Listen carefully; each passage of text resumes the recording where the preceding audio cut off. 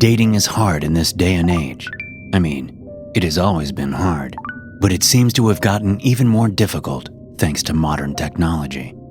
It's funny, because there are all kinds of dating apps and websites that put you into contact with people who are actively looking to date. You would think it would make things easier, but it hasn't. The hard part is finding someone who shares the same interests as you, especially when your interests are as niche as mine. A car turns into the dark parking lot, and I straighten in my seat, heart beating faster. Is it her? I turn in the driver's seat, looking through the back window.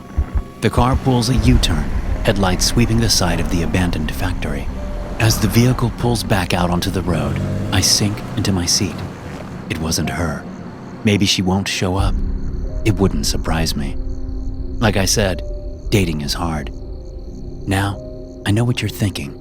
That I'm probably some basement-dwelling loser who never learned how to bathe properly and is a misogynist to his core. And while I'm certainly not perfect, I'm also not an asshole. I'm a pretty average guy when you get down to it. And it's not just me who says that dating is hard. It's lots of people, men and women, gay and straight. I couldn't tell you why this is.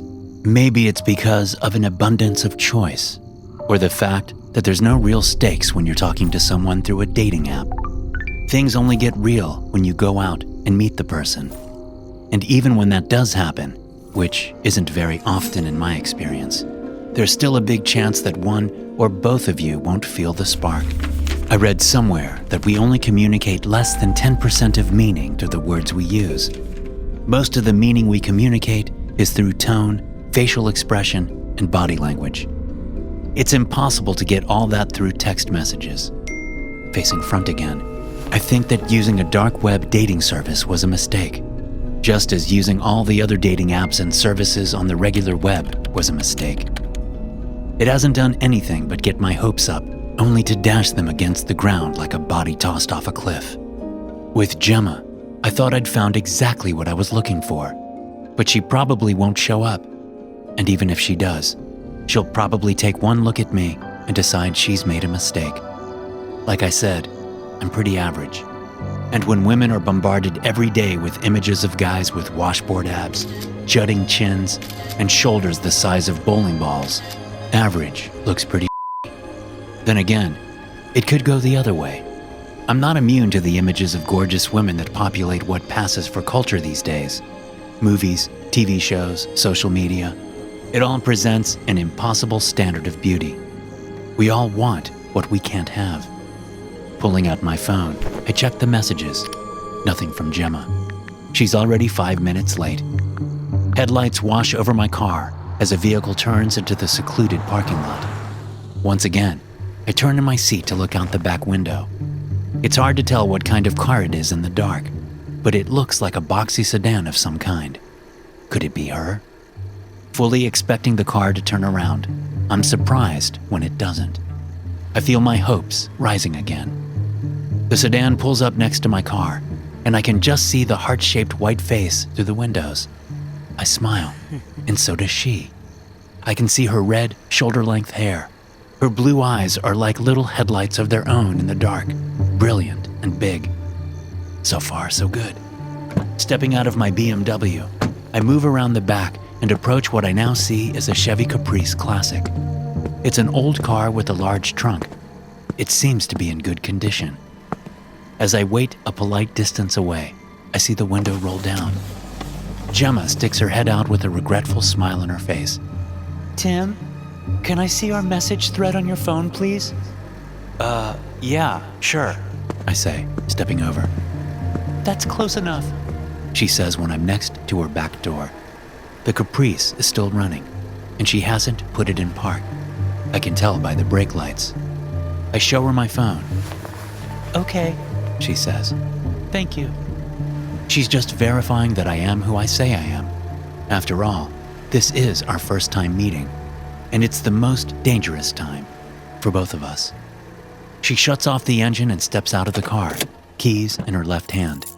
I back away, standing next to my BMW's trunk. Gemma is wearing a form-fitting white top with a matching skirt. She looks good. My hopes have never been higher.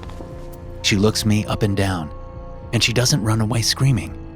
So that's a good sign. I'm wearing brown slacks and a black and blue button-up shirt. First date attire, somewhere between casual and formal. She steps over and extends a hand. I'm Gemma, She says.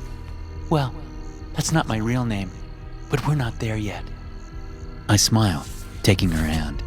Her skin is soft. Yeah, just call me Tim for now. We stand for a moment, holding each other's hand, sharing a long look. It's a good thing. Well, I say, taking my hand away. should we do this? God, yes. I turn to my trunk while Gemma steps to hers. We both insert the keys and then look at each other. With a nod, we both turn the keys and open our trunks. The man in my trunk screams against his ball gag, thrashing as much as he can, which isn't much. I have him trussed up pretty good. His green eyes sparkle with fear. But I only glance at him. He means next to nothing to me. My attention goes to Gemma's trunk. There's a woman in there. A woman I know well. My ex-girlfriend, Cassandra. Our eyes meet, and she sends me a desperate, pleading look. She can't speak thanks to the gag, but the look is easy enough to parse. My whole body vibrates with excitement. This is her, right? Gemma asks. I nod, smiling. And this is him? Your ex-husband? That's him, all right. She says. Once again, Gemma and I share a look. Without having to say a word, we each move to grab our tools out of our cars. Then I move to her trunk, and she moves to mine. I look over and see that she's pulled an ice pick from her tool pouch. Are you kidding me? I say with a grin, pulling out the very same brand and style of ice pick from my identical pouch. She looks at me and smiles. I think this is going to work out very well, She says. I nod, suddenly feeling like the luckiest man in the world. Then I turn my attention to my ex. As I work on her with the ice pick, I can't help but glance up at Gemma across the way. She looks even better splashed in blood.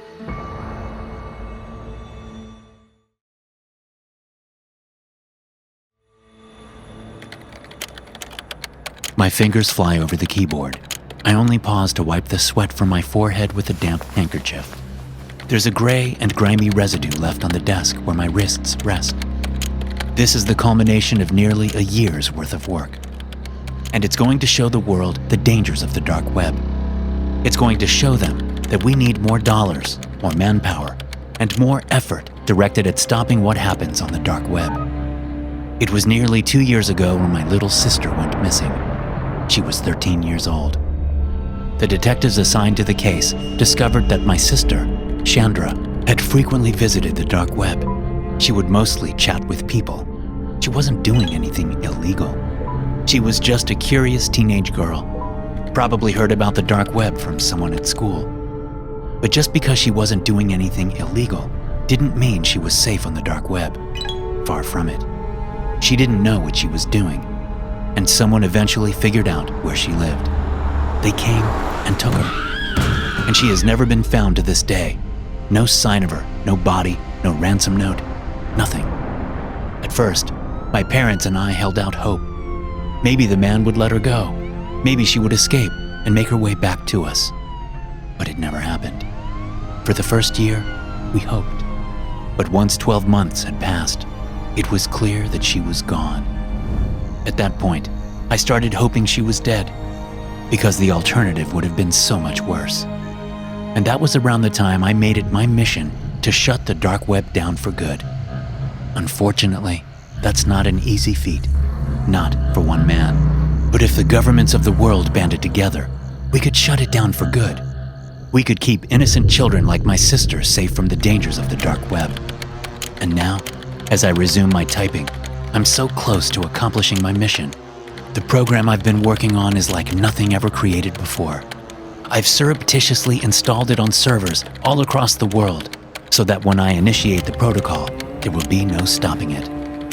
When I initiate the White Web protocol, it will bring all the disgusting and immoral and reprehensible aspects of the dark web onto the surface web. No longer will people be able to ignore it. No longer will they be able to live in ignorance of the dangers lurking on the underside of the internet. Good people all over the world will log onto YouTube or Facebook or Netflix. Only they won't see what they're hoping to see. They'll see the dark web. They'll see the atrocities that I've been steeped in ever since my sister went missing. And they will rise up in anger, shouting for the dark web to be destroyed once and for all. I enter the last line of code and lean back in my seat, grabbing the handkerchief as I do. The program is finally ready. All I have to do is execute it. The ceiling overhead creaks, and I know it's my mother, wandering the house like a ghost, haunting and haunted. My father has thrown himself into his work, but my mother has no such luxury. She does nothing but wander the house, staring at pictures of Chandra on her phone while muttering imagined conversations with her. What I'm doing won't bring my sister back, but it will help protect other children from the evil of the dark web. Maybe my mother will take solace in that fact. Maybe she'll come back from the brink of insanity. Maybe. I sit up in my chair and get ready. The moment of truth is now. All I have to do is hit enter. I take a deep breath, index finger hovering over the rectangular button, and I hit it. The program executes. I shut off my monitor and stand up, stretching my back. It's done. Now all I have to do is wait. Moving upstairs from the basement, I hear my mother scream.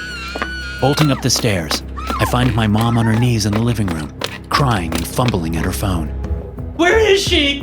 My mother screams. Where's my daughter? I suddenly realize my mistake. The pictures of Chandra were all stored on the internet. Now my mother can't find them. All she can find is evidence of humanity's worst inclinations. Don't look! I yell, grabbing her phone away. She screams and runs to her room, slamming the door.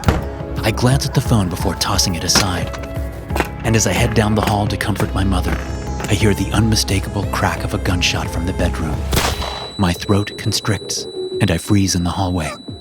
Mom? There's no answer. Mom? Mom? The death toll is in the millions by the time I'm brought before a judge for sentencing. It turns out, when people are faced with constant reminders of the atrocities humans are capable of, and when their only means of escape is no longer available, they quickly decide they don't want to live anymore. The rash of suicides was unprecedented. Millions dead. All because I wanted to do something good. I wanted to protect the children, to prevent what happened to Chandra from happening to another kid. Instead, I'm responsible for so many deaths. And as much as I want to end my own life, they won't let me. As the judge reads out my sentence, I know that I'll have a very long and very horrible life locked up in a tiny cell. The worst part? They got the internet back to normal, and the dark web is still going strong.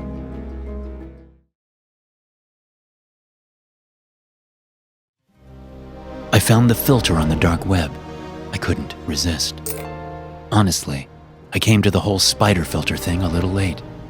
By the time I tried it on my friend, Jen, she'd already seen all the TikToks and YouTube videos of people pranking each other. If you don't know what I'm talking about, it's pretty simple. There are prank apps you can download that make it look as if a spider is crawling on you. All you do is download the app, start your phone's camera in selfie mode, and you will see spiders crawling on the face of whoever is on the camera. When someone looks at the phone and sees a spider crawling on them, they tend to freak out. Even if they don't actually feel the legs on their skin, it can still cause panic. Seeing is believing, after all. But the app I found on the dark web boasted a more interactive experience. Instead of using selfie mode, this app said you had to initiate a video call. The person who picked up the call would not only see multiple spiders on them when they looked at the screen, but they would actually feel the spiders crawling on them. Apparently, this was done by sending some minor electrical impulses up through the phone in their hand to their face. These impulses would imitate the feeling of spiders on their skin. They even had a disclaimer about not using the app on someone who was likely to have a heart attack. Luckily, my friend Jen was young and pretty fit. I didn't think she'd have a heart attack, but she would probably try to kill me after all was said and done. It would be absolutely worth it once I had the video footage. That was another thing. You could record the call. So I made sure to scan the app for viruses and malware before downloading it to my phone. I followed the instructions that came up and then opened the video call app.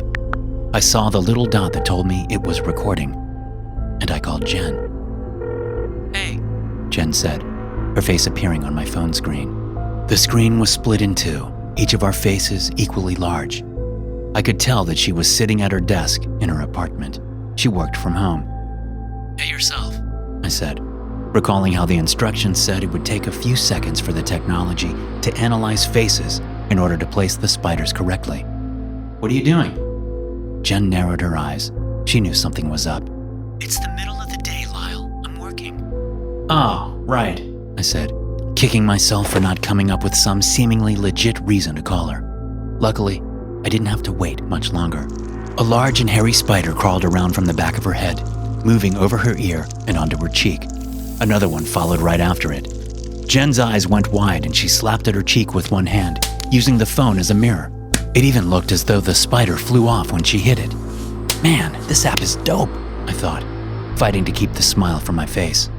Several more large spiders appeared, crawling around the back of Jen's head. She screamed, jumping up from her seat as she slapped her face to get the spiders off, but they were coming too fast now. They were nearly covering her whole head. It looked like one of the fake arachnids even bit her. She cried out in pain and then dropped the phone, which went clattering to the floor, landing face down. The sounds of Jen screaming and furniture crashing filled my ears as I stared at the black screen. I figured she was just trying to freak me out, and that at any moment she would pick up the phone to berate me. But the call suddenly ended, cutting off her increasingly frenzied cries. I walked out to the living room and sat down, expecting her to call me back. This was the way we did things. I would prank her, and she would berate me while we both laughed about it. Minutes ticked by, and she never called. So I called her. There was no answer. I tried her again and again. The calls went to voicemail. Finally, I got my keys, hopped in my car, and drove over to her apartment. I had a spare key of hers. I'd recently watched her place when she'd gone on vacation to Colorado, but I didn't want to use it if I didn't have to. After a full minute of knocking on her door and trying to call her, I knew it was my only option. I just kept picturing her sitting on her couch, waiting for me to go in. She'd point and laugh and say, The look on your face! I got you! and that was just what I expected when I unlocked the door and stepped inside. But she wasn't there on the couch. She wasn't in the kitchen. Jen? I called, walking down the hall toward her office and bedroom. I got to the office door, which was closed, and knocked. There was no answer. I turned the knob and stepped inside. Jen was on the floor amid her toppled computer monitor, spilled pens and pencils, and her overturned desk chair. Her face and neck were both swollen beyond recognition. There were red welts on the crests of all the swollen areas. Spider bites. I could tell by the lack of movement that she was no longer breathing. The air in the room was suddenly thick and hot. My throat constricted and my eyes blurred. Then I felt something fall onto my shoulder. I looked down to see a giant hairy spider there. Reflexively, I swept it off. Then another one fell onto my shoulder. I looked up, shrieking softly as I saw spiders of all shapes and sizes completely covering the ceiling. Their little black eyes were fixed on me. As I turned to run, the spiders fell on me. They covered me like a heavy blanket, biting and crawling under my clothes. They invaded my ears, filled my nostrils, and burrowed under my eyelids. When I opened my mouth to scream, they poured inside, cramming themselves down my throat. They squirmed and bit and burrowed. I fell down next to Jen's body, where I took one last agonized breath, inhaling 2 lungfuls of murderous spiders before the pain crescendoed and everything went black. Thanks for watching. Be sure to subscribe and smash that like button to get notified every time I upload a new video.